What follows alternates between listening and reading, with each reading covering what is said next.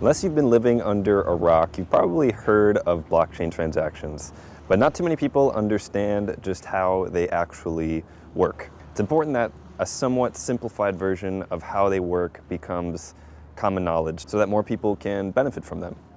So many of us use cash, credit cards, bank transfers, and PayPal because we understand the basics of how they work.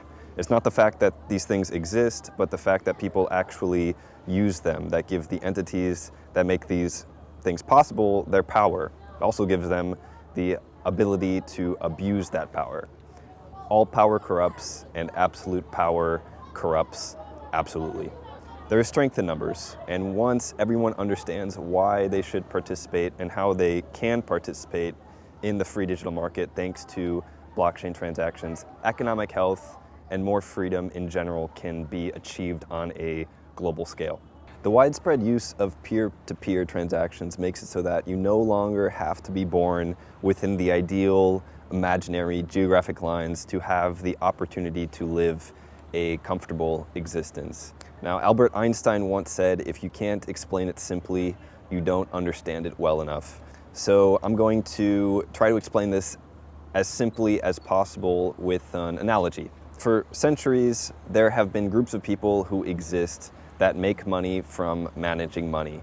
And in ancient times, they were called money changers. Even in 2000 BC, most large transactions were not done by cash, but by transfer order of funds on the books kept at these local money changers for a fee, of course. So they were recording the data and verifying transactions. They eventually evolved into the modern day banking institutions that we use today, which have even more sophisticated methods of ultimately making money with money. And blockchain transactions serve the exact same purpose. They accept deposits and record their agreed upon values so that transactions can be performed. The difference with blockchain transactions is that they do this without the need for centralized banking institutions or modern day money changers. So how is this possible? A blockchain is a network or connection of computers that stores identical information from transactions in each computer, which is referred to as a node.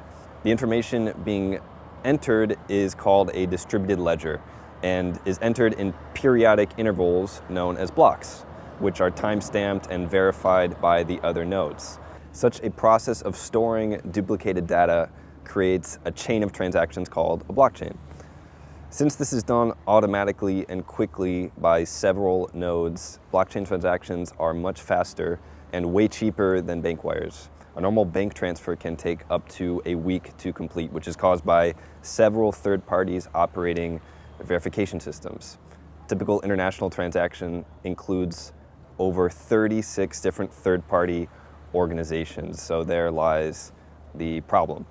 But apart from the obvious cost benefit and speed, blockchain transactions account for the often wishy-washy nature of human beings because you play for keeps.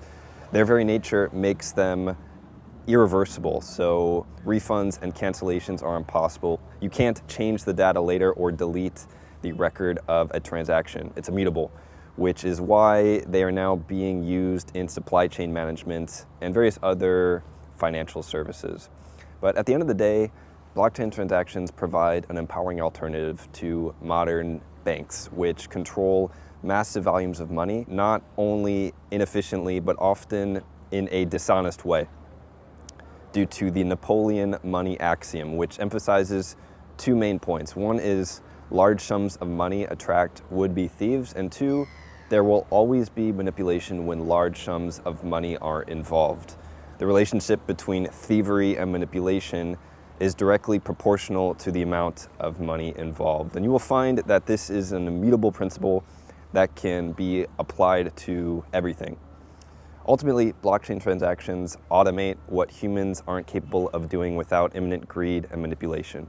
They make it so that large sums of money cannot be controlled by any one centralized entity, and everyone has the equal opportunity to freely, efficiently, and safely transact with the rest of the world.